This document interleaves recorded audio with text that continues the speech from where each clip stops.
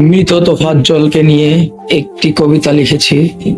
সেই কবিতাটির নাম ভাত খাওয়ার আগে। এই কবিতাটি সবার সামনে তুলে ধরলাম আমি। কবিতার নাম ভাত খাওয়ার আগে।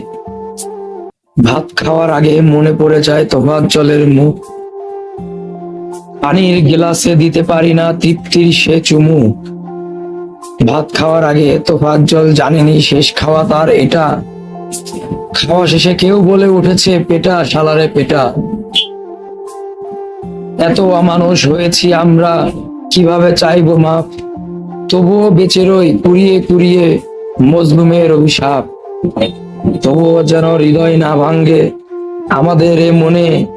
আমরা যেন সচরাচর আমাদের মনে রক্তার বন্যা বয়ে আনি। এই তো ছিল দুখুনি একটি ছেলের কবিতা।